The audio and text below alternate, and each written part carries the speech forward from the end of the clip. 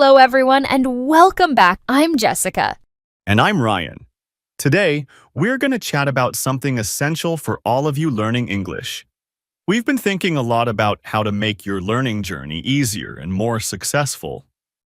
That's right, Ryan. We've seen many students who are enthusiastic at the start, but sometimes they find it hard to keep going. So, we wanted to share some ideas that can help. Think of it as a friendly chat between us, your teachers, about the best ways to learn. So let's start with something we call putting the blinkers on. Imagine a horse wearing blinkers. They can only see straight ahead. When you're learning English, try to focus your energy. Don't try to learn everything at once. Maybe focus on improving your speaking for a month or learning new words about your hobbies. That's a great way to put it, Ryan. It's easy to feel overwhelmed if you think you need to learn everything right now. By focusing on one area, you can see progress more quickly, and that feels good. And remember, learning English is not a quick race.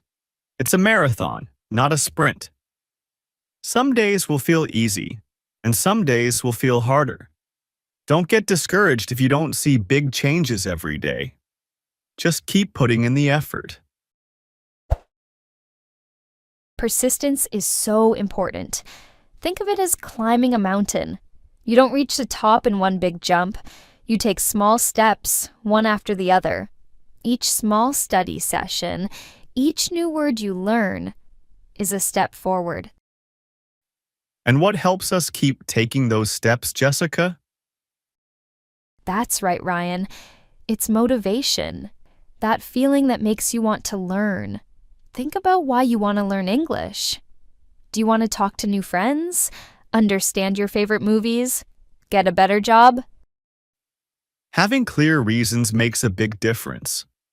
And it helps to set good goals. Instead of just saying, I want to be fluent, try to be more specific. Exactly. A vague goal like, I want to be fluent is hard to measure. But a goal like, I want to be able to speak and communicate my ideas on some common topics in the next 6 months is much better. It's specific, realistic, and you can see if you're making progress. And how often should they check on their goals, Jess? It's good to look at your goals regularly, maybe once a month. Ask yourself, am I moving closer to my goal?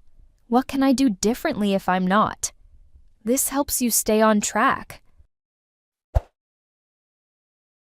Another thing many students say is, I don't have time to study English.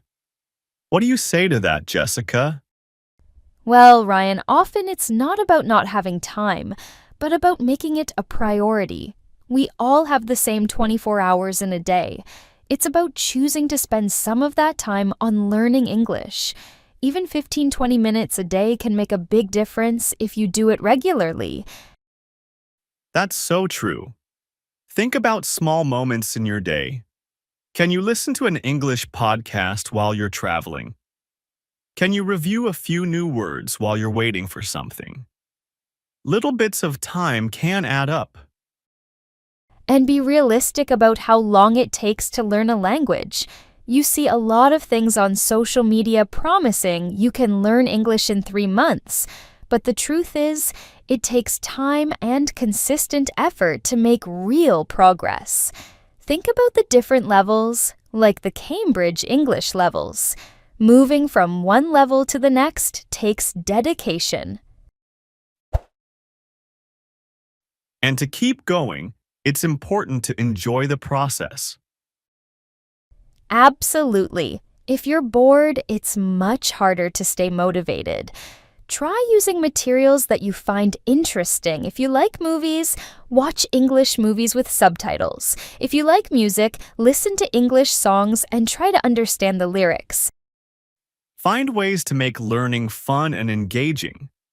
Maybe play English learning games or find a language exchange partner who shares your interests. And speaking of partners, Ryan, I remember when I was learning Spanish, Even though I was living in a Spanish-speaking country, joining a language exchange group helped. Oh, tell us about that, Jess. Well, I could practice speaking in a relaxed environment, and I met other learners who were going through the same challenges. It was so motivating to connect with them and share our experiences. It made me feel like I wasn't alone. That's a fantastic point, Jessica. The benefits of community and connection are huge. Try to find other English learners to practice with. You can encourage each other and learn from each other's mistakes. Remember to be kind to yourself. Learning a language takes courage and effort. When you achieve something, no matter how small, reward yourself. Did you understand a difficult sentence? Did you have a short conversation in English? Celebrate those wins. Yes, self-reward and positive reinforcement are so important. It helps you stay positive and keeps you wanting to learn more. Maybe treat yourself to your favorite snack after a good study session, or watch an episode of your favorite English TV show without subtitles.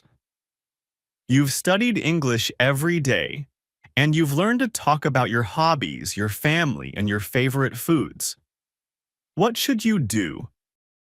Great job. You should give yourself a little treat. Maybe go to the cinema or buy a book you've wanted. It's like saying well done to yourself. This helps you stay motivated and keeps you wanting to learn more. Exactly. Think of your motivation like a little plant. You need to water it to help it grow. Rewarding yourself is like giving your motivation plant some water. Big goal, small steps. Sometimes your big goal of speaking English fluently can feel very far away, like a very tall mountain. Right? If you look at the whole mountain, it can seem impossible to climb. But what if you break it down into smaller parts? Like saying, first I'll walk to that small hill, then I'll rest by that tree. That's a perfect way to think about it.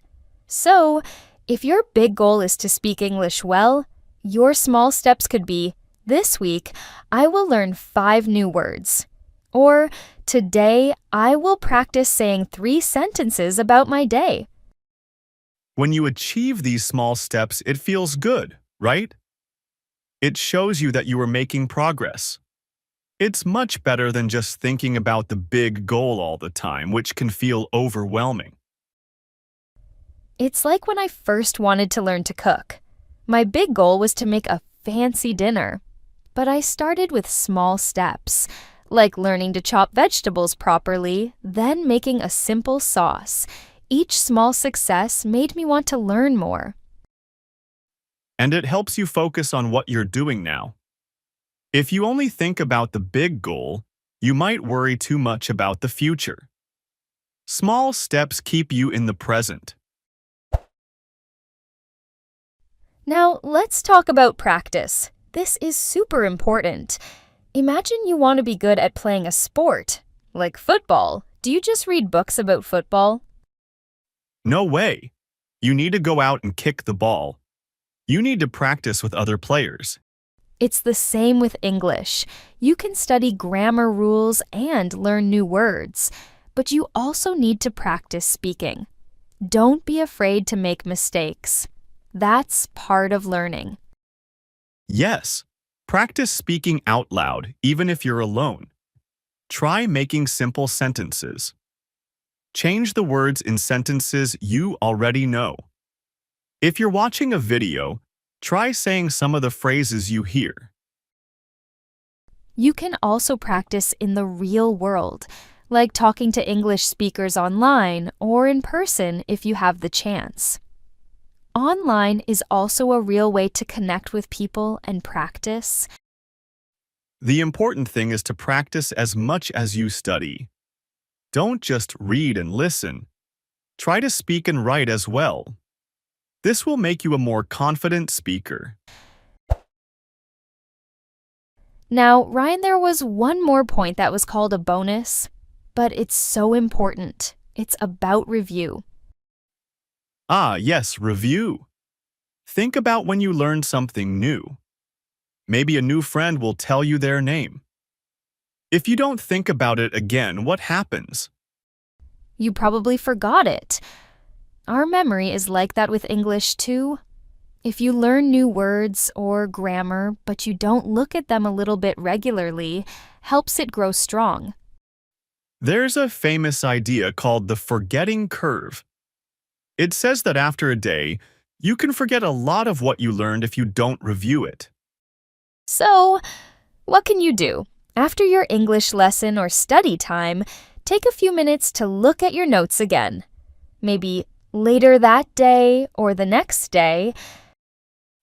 Then, a few days later, try to use those new words or grammar in a sentence or your speaking. This is like reminding your brain that this information is important. There's also something called spaced repetition. Some apps use this. It means you see new words often at the beginning and then less often as you remember them better. It's like seeing a friend more when you first meet them, and then you don't need to see them every day to stay friends. So, reviewing is like visiting your new English knowledge regularly so it stays in your memory. You can review your notes, listen to something about the same topic, or try to use the new things you learned when you speak or write. It doesn't have to take a long time.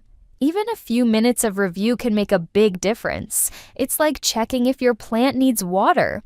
A little bit regularly helps it grow strong.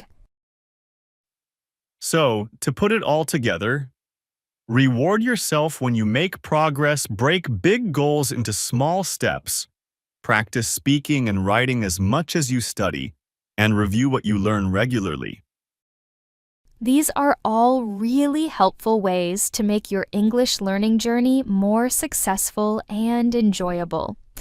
Remember, everyone learns at their own pace, so be patient with yourself and keep going. We hope these ideas help you in your learning.